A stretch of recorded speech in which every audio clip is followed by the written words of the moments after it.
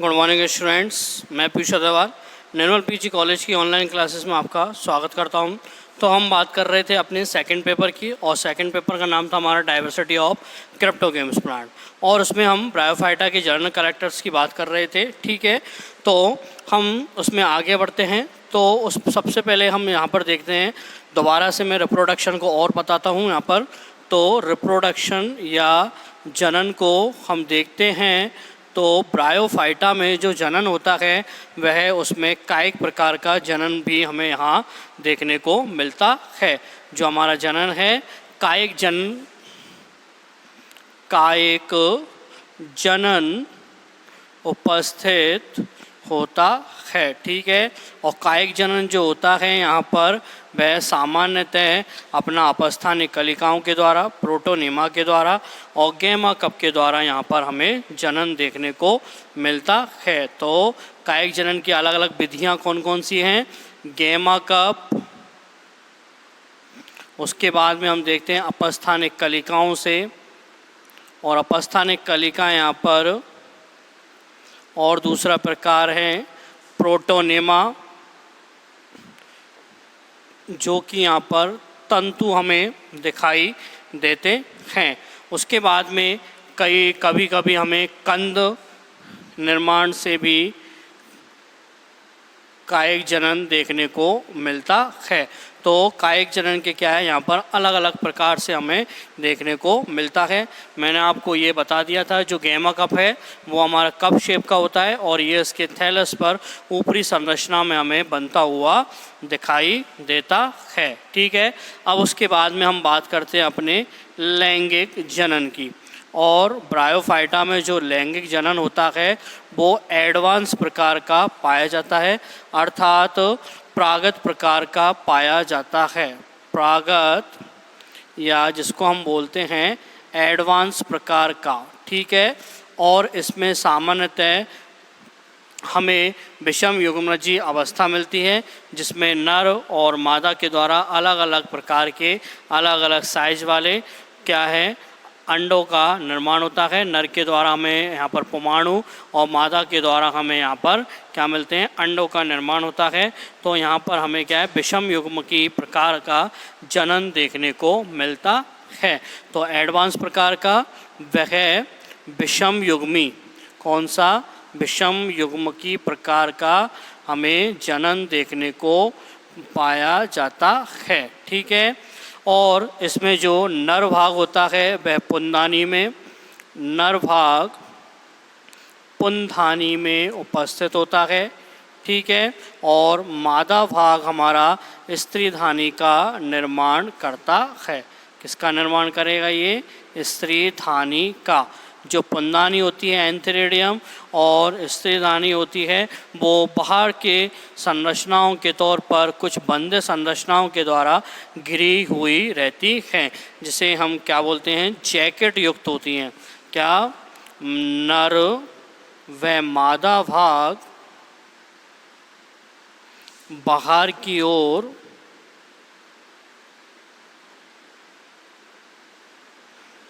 की ओर बंद है ऊतकों के द्वारा,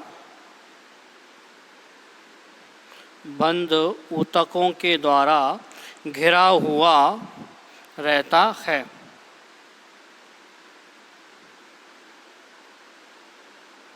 जिसे जैकेट कोशिकाएं हम कहते हैं। ठीक है, तो यह जो जैकेट कोशिकाएं होती हैं बंद होती हैं। नर भाग पुंधानी और मादा भाग स्त्रीधानी यहाँ पर होता है। जो हमारे पौधे होते हैं सामान्यतः हमें एक लिंगाश्री और द्विलिंगाश्री अवस्था में हमें पाए जाते हैं। तो पादप भाग कैसा होता है हमारा? एक लिंगाश्री और द्विलिंगाश्री अवस्था में, द्विलिंगाश्री अवस्था में देखने को मिलता है। जो हमारी एक लिंगाश्री अवस्था होती है उसमें क्या होता है, केवल पादप भाग पर एक ही जनन संरचना देखने को मिलेगी, या तो वह जनन संरचना नर होगा या फिर मादा की पाई जाती है। ठीक है, तो एक ही जनन संरचना उपस्थित, या तो नर या मादा। और जो हमारी द्विलिंगाश्री अवस्था है उसमें हमारे नर व मादा दोनों ही क्या है, साथ साथ में देखने को मिलते हैं। ठीक है, दोनों साथ साथ में उपस्थित हैं, तो यह अवस्था यहाँ देखने को मिलती है। अब उसके बाद में हम अपने नर भाग पुंधानी, जिसे हम बोलते हैं एंथेरिडियम, उसको देखते हैं। तो जो नर भाग या एंथेरिडियम होता है, बाहर से हमें बंद ऊतकों के द्वारा या जैकेट कोशिकाओं के द्वारा वह घिरा हुआ रहता है, तथा यह कुछ मुग्दलाकार अवस्था में हमें देखने को मिलता है। कैसा होगा ये? मुग्दलाकार अवस्था में देखने को मिलता है। तो नर भाग, और नर भाग में है हमारी पुंधानी। कौन सा है? पुंधानी बोलते हैं। पुंधानी जो होती है नीचे से व्रंत युक्त होती है। कैसी होती है ये? आधार भाग पर व्रंत युक्त होती है, आधार पर व्रंत युक्त होती है, तथा बहुकोशिकीय अवस्था वाली संरचना कहलाती है। कौन सी कहलाएगी ये? बहुकोशिकीय संरचना कहलाती है। और यह कुछ फूली हुई संरचना में, और फूली हुई संरचना मुग्दलाकार अवस्था में हमें देखने को मिलता है। दीर्घ व्रत होगा या फिर मुग्दलाकार अवस्था। मुग्दलाकार अवस्था कैसी होती है?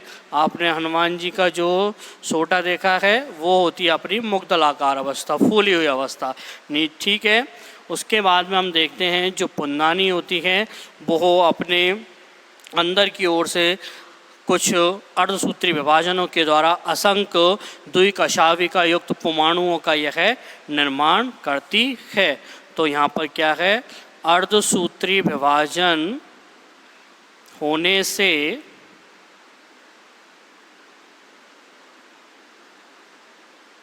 द्विकशाविका, क्या?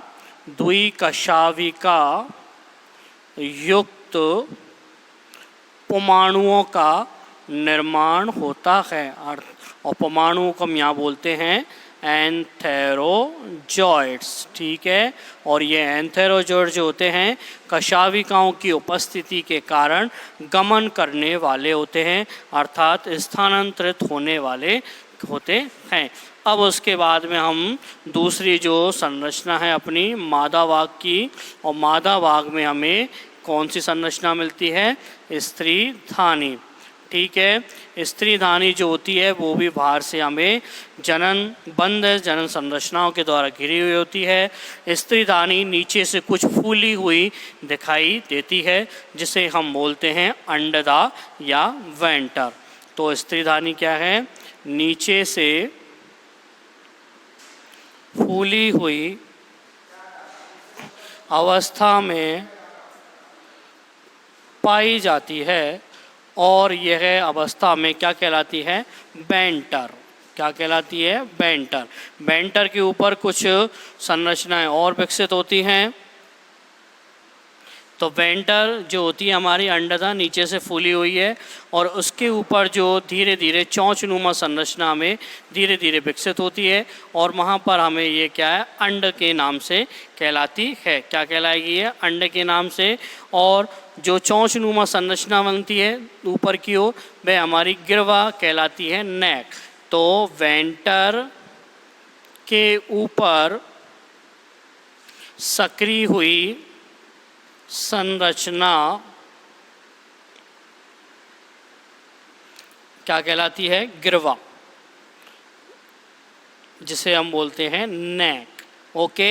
तो स्त्रीधानी नीचे से फूली हुई है, उसे हम वेंटर या अंडदा कहते हैं। ठीक है। क्या बोलते हैं उसको हम? अंडदा, वेंटर। और ऊपर से अंडदा हमारा और सकरा होता हुआ चला जाता है, जिसे हम बोलते हैं गिरवा या नेक। इस प्रकार से हमारे नीचे की ओर से जो अंडदा कैनाल सेल्स का यहाँ पर निर्माण होता है, तो नीचे की ओर से तो हमारी अंडदा कैनाल कोशिका का निर्माण हमें यहाँ देखने को मिलेगा, जिसे हम बोलते हैं वेंटर कैनाल सेल, और इसको शॉर्ट में बोला जाता है BCC। क्या बोला जाता है इसको? BCC। इसी प्रकार से जो हमारी स्थिदानी के ऊपर संरचना है गिरवा, वह बनाती है हमारी गिरवा कैनाल कोशिका। कौन सी बनाएगी? गिरवा कैनाल कोशिका, और इसको हम बोलते हैं नेक कैनाल सेल। क्या बोलेंगे इसको? नेक कैनाल सेल, NCC। क्या बोलेंगे इसको शॉर्ट में? NCC। ठीक है, तो हमारी स्थितानी में BCC संरचना और NCC संरचना हमें मुख्यतः तौर पर देखने को मिलती है। स्थितानी के द्वारा हमें अंड का निर्माण किया जाता है, जो कि हमारा क्या है? मादा युग्मक कहलाता है। तो अंड का या एग का निर्माण देखने को मिलता है। तो अंड निर्माण यहाँ पर होगा। जब हमारे एंथेरोजॉइड्स आएंगे, पुमाणु और ये अंड कोशिका आपस में मिलेगी, तो इनके मिलन से हमारा क्या होगा? निषेचन हो जाता है। तो अब हम इसमें बात करेंगे अपने निषेचन की संरचना की। किसकी करेंगे? निषेचन को देखेंगे कि किस प्रकार से इन पादपों में फर्टिलाइजेशन संभव हो पाता है।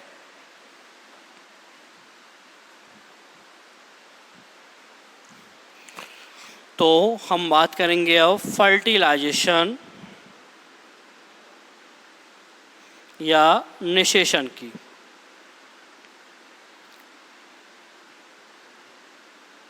तो इन पादपों में जो फर्टिलाइजेशन होता है वह सामान्यतः तौर पर रसायनुचलन प्रवृत्ति का होता है, अर्थात किसी केमिकल प्रोसेस के द्वारा यह चलपमाणु आते हैं और यह पानी में अपने स्रावित किए जाते हैं। ठीक है, और इन पानी में हमारे क्या है? कुछ रसायन की अनुपस्थिति होती है। रसायनों में मुख्यतः पोटेशियम यहाँ पर हमें देखने को मिलता है। ओके, तो यहाँ पर जो निषेचन होगा उसके लिए सबसे पहले तो जल की आवश्यकता होती है। जल के बिना यहाँ पर निषेचन हमें देखने को नहीं मिलेगा। ओके, तो निषेचन के लिए पहली रिक्वायरमेंट है हमारी वाटर की। जल तो बिल्कुल ही चाहिए। अगर जल नहीं होगा तो यह निषेचन संभव नहीं कर पाएगा। ओके, अब उसके बाद में हमारा क्या है? जो स्त्रीदानी है वो हमारी पुंदानी के बाद में थोड़ा परिपक्व होती है, अर्थात जो हमारी पुंदानी वो पहले ही परिपक्व हो जाती है, स्त्रीदानी बाद में परिपक्व होती है। ठीक है, जो पुंदानी है उनके द्वारा हमारे चल परमाणु एंथेरोजॉइड्स बाहर की ओर भेजे जाते हैं, तथा जो हमारी स्त्रीदानी है उनके द्वारा अंड कोशिका के द्वारा अंडों का निर्माण होता है। अब स्त्रीदानी का जो कुछ भाग होता है वह जल के द्वारा अवशोषित होता है, जल को वह अवशोषित कर लेती है और जल को अवशोषित कर कर यह फूल जाती है, और फूल कर जो हमारी वेंटर कैनाल सेल्स होती है BCC और नेक कैनाल सेल्स NCC वह दोनों टूट जाती हैं और हमारे पानी में एक फूली हुई संरचना के रूप में हमें दिखाई देती हैं। इन दोनों फूली हुई संरचनाओं के द्वारा इसमें से कुछ रसायन या केमिकल्स का इसमें श्रावण किया जाता है, और इनके श्रावण होने से यहाँ पर हमें अलग अलग प्रकार से कुछ केमिकल्स दिखाई देंगे। तो ये हमारा यहाँ पर निषेचन जो होता है रसायनुचलन प्रवृत्ति का पाया जाता है, अर्थात कुछ केमिकल्स निकलेंगे और केमिकल्स के द्वारा यहाँ पर यह प्रोसेस होगी। तो केमिकल्स में हमारा सबसे मुख्य होता है यहाँ पर पोटेशियम तत्व।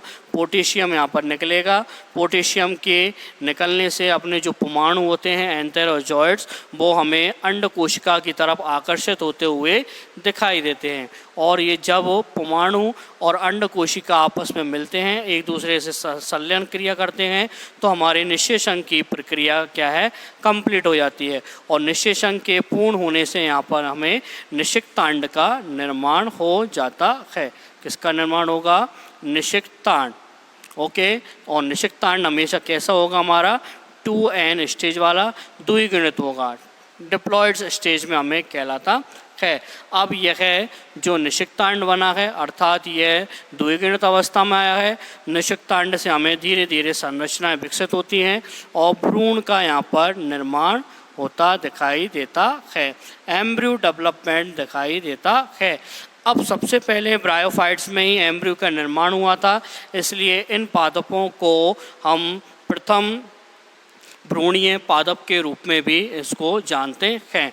फर्स्ट एम्ब्रियोनिक प्लांट्स, ठीक है, तो जो फर्स्ट एम्ब्रियोनिक प्लांट थे वो थे हमारे ब्रायोफाइट्स प्लांट। अब यह भ्रूण जो होता है आगे चलकर अपनी अलग अलग संरचनाओं में व्यवस्थित होगा, अपने पादप शरीर पर अंकुरित होगा, अंकुरित होकर ये फुट, सीटा और कैप्सूल का यहाँ पर निर्माण करता है। फुट जो कि हमारा पाद होता है, नीचे का आधार वाला भाग है, उसके ऊपर की संरचना होती है हमारी सीटा,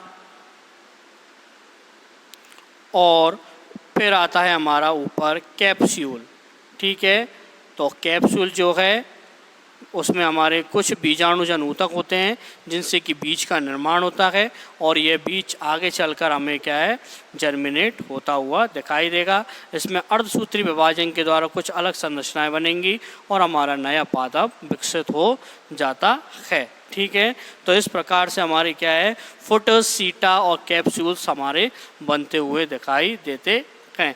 अब उसके बाद में हमें ब्रायोफाइट्स में जो हमारे पीढ़ी एकांतरण की जो इसमें मुख्य गुण होता है वो हमें दिखाई देगा, और इसमें मुख्य पीढ़ी के रूप में हमें युग्मकोद्भिद पीढ़ी दिखाई देती है। कौन सी? युग्मकोद्भिद, गैमीटोफाइट। और दूसरी पीढ़ी के रूप में हमें दिखाई देती है बीजाणुद्भिद पीढ़ी, जिसको हम बोलते हैं स्पोरोफाइट। क्या बोलेंगे इसको हम? स्पोरोफाइट। जो हमारे ब्रायोफाइट्स प्लांट हैं वो सामान्यतः युग्मकोद्भिद पीढ़ी में ही पाए जाते हैं, अर्थात एन रूप में पाए जाते हैं। क्रोमोसोमों की संख्या वहाँ पर कैसी होती है? आधी होती है। और जो बीजाणुद्भिद पीढ़ी होती है वो कुछ समय के लिए ही होती है। निषेक्तांड बना, oospore बना अपना, तब वह प्रारंभ होती है, और कैप्सूल में जब तक अर्धसूत्री विभाजन होने से अपनी जो संरचनाएं बनी है तब तक वहाँ पर ये रहती है, ठीक है। तो यहाँ पर अपनी 2n स्टेज है, क्रोमोसोमों की संख्या यहाँ पर अपनी दुगनी पाई जाती है। ब्रायोफाइट्स में जो बीजाणुद्भिद स्पोरोफाइट्स पीढ़ी होती है वह हमें युग्मकोद्भिद पीढ़ी पर ही दिखाई देती है। इस प्रकार से हमारे क्या है, ब्रायोफाइट्स के प्लांट अपना नया पादप का निर्माण कर लेते हैं, और नए पादप में ये प्रोटोनेमा आदि की संरचनाएं विकसित करते हैं। कई ब्रायोफाइट्स प्लांट में अपना फुट और सीटा एब्सेंट होता है, तो उस स्थान पर हमारा केवल कैप्सूल्स पाया जाता है। रिस्किया में ये हमें देखने को मिलता है, जहाँ पर क्या होगा, फुट और सीटा एब्सेंट दिखाई देता है। ओके, तो आज की क्लास में हम इतना ही देखते हैं। नेक्स्ट क्लास में हम इसके आगे और क्लासिफिकेशंस को देखेंगे।